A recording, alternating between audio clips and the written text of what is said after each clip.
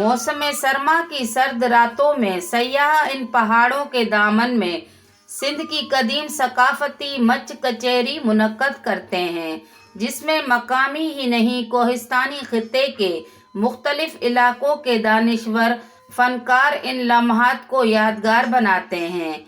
बिस्मिल्लाहिर्रहमानिर्रहीम। अस्सलाम वालेकुम। वादी सिंध लहलहाते खेतों, कच्ची पक्की पगडंडियों, चिटियल मैदानों, बहते झरनों, गुनगुनाते शेरदिल दरियाए सिंध, रेतीले टीलों, झीलों, बुलंदो बाला पहाड़ों और कुदरती हुस्न से मज़ीन सरजमीन है, जहाँ अली अलसबा ज़िंदगी बेदार होती है। इन्हीं पहाड़ों और मैदानी इलाकों पर मुश्तमिल खित्ते को सिंध का कोहिस्तान यानी पहाड़ों की सरजमीन कहा जाता है। बज़ाहिर तो ये खित्ता मुहिज़ पहाड़ों का लामतनाही सिलसिला दिखाई देता है, मगर इस खित्ते की खुसूसियत और इनफरादियत ये है कि यहाँ चरिंद परिंद, हशरातुल अर्ज़ और इंसान सब ही ना सिर्फ एक साथ रहते हैं, बल्कि अपने अपने कवानीन की पासदारी भी करते हैं।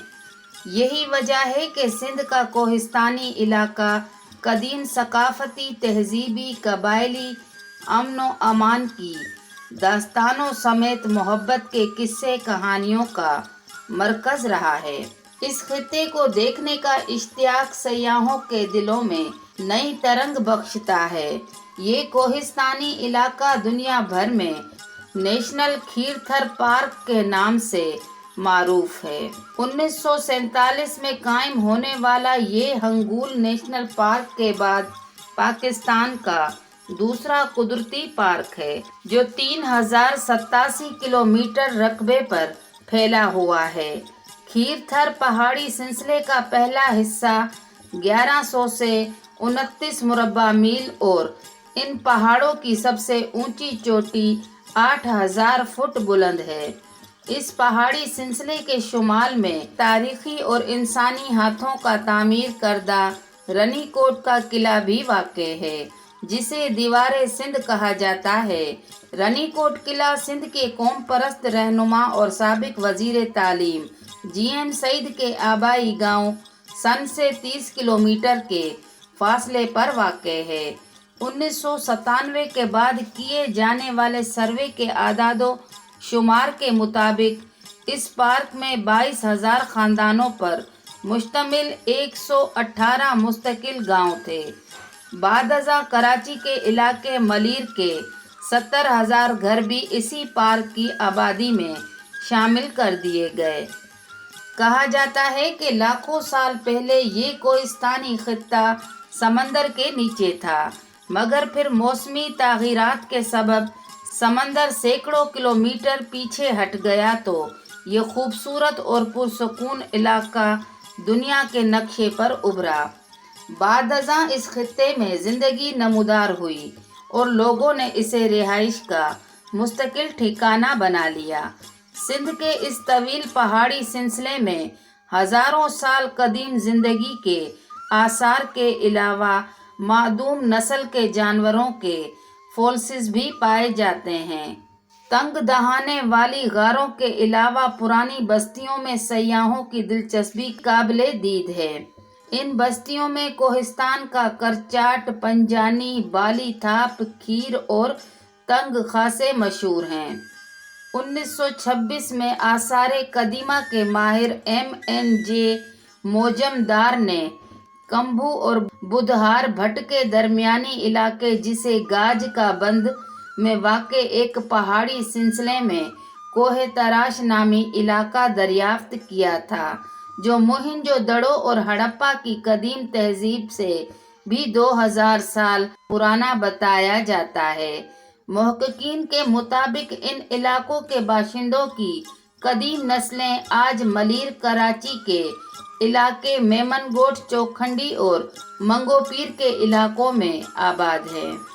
खीरथर नेशनल पार्क में कोई सरकारी या निजी मुसाफिर ट्रांसपोर्ट नहीं चलती, लेकिन इस पार्क की सैर और सफारी एरिया में जानवरों को करीब से देखने के अलावा قدرتی ماحول کی رنگینیوں سے لطف اندوز ہونے کے لیے 4x4 گاڑی درکار ہوتی ہے۔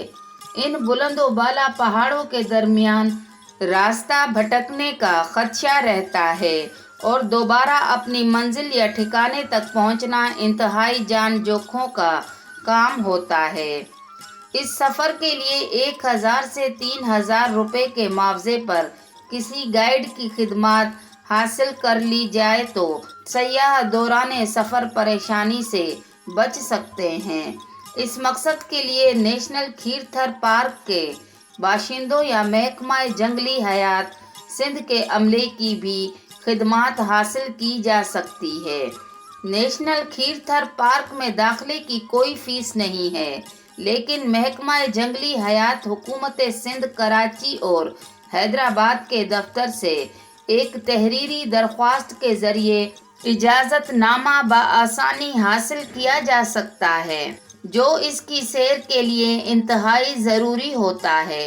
اگر کھیرتھر نیشنل پارک کی سمت سفر کیا جائے تو خوبصورت اور پرسکون گاؤں تونگ سیاحوں کے لیے اپنے بازو واہ کیے ہوئے ہے۔ یہ پارک کا قدیم گاؤں ہے جس میں کولھی، شورو، گبول، جمالی، چانڈیو، ملک اور دیگر برادری کے باشندے آباد ہیں۔ یہاں مسلمانوں کی تعداد زیادہ ہے۔ ایک چھوٹی سی مسجد ہے جس میں عیدین کی نماز کے علاوہ نماز پنجگانہ باجماعت ادا کی جاتی ہے۔ زندگی کے روز مرہ ضرورتوں کے لیے گاؤں تونگ میں پرچون کی دکان ہے۔ اس گاؤں کی مجموعی آبادی 10,000 نفوس پر مشتمل ہے۔ تونگ گاؤں مختلف بادشاہوں کا بھی مسکن رہا ہے، جس میں سما، ارغون، ترخان، مغل، کلوڑو اور تالپور حکمراں شامل ہیں۔ جام لوہار کا نام آج بھی مقبول ہے اور اس کے نام کا سکہ آج بھی معروف ہے۔ تقریباً 600 سال گزر جانے کے باوجود اس علاقے سے پرانے سکے، ظروف اور دیگر اشیاء اب بھی بارشوں کے دنوں میں ملتے ہیں۔ تونگ کے قریب قبرستان بھی ہے جو تقریباً 1 صدی پرانے ہیں۔ ان میں اتفاق وارو ہوشن جو مقام، پرانا محمود جو کوٹ اور تنگ قبرستان واقع ہے۔ علاقے کے باشندوں کا کہنا ہے کہ اس علاقے میں بدھ مذہب سے تعلق رکھنے والے تونگر رائے نامی بادشاہ کا خزانہ بھی دفن ہے اور تونگ اسی بادشاہ کے نام سے منسوب ہے۔ اسی بستی میں ہر طرح کے قدرتی مناظر موجود ہیں۔ کہیں سبزے کی چادر اوڑھے پہاڑیاں، کہیں بہتی ندیاں، کہیں جھرنے، کہیں سیاحوں کو تلاش کرتی ہرنوں کی غزالی آنکھیں، کہیں خوفزدہ کر دینے والا ماحول نظر آتا ہے۔ قدیم دور میں تعمیر کیا جانے والا قبر بند موجودہ دور میں بھی اپنی افادیت قائم رکھے ہوئے ہے۔ اس بستی کے لوگ انتہائی جفاکش ہیں۔ زراعت ان کا پسندیدہ ذریعہ معاش ہے، لیکن مویشیوں کی افزائش اور دیکھ بھال میں بھی خصوصی دلچسپی رکھتے ہیں۔ مہمان نوازی ان کی سرشست میں شامل ہے، جبکہ پرندوں کے شکار کو معیوب سمجھتے ہیں۔ یہ امر بھی قابل ذکر ہے کہ اس علاقے میں چیتے بھی موجود تھے، لیکن شکاریوں کے ہاتھوں ان کی نسل معدوم ہوتی گئی۔ پارک کا آخری چیتا 1997 میں شکاریوں نے شکار کیا تھا۔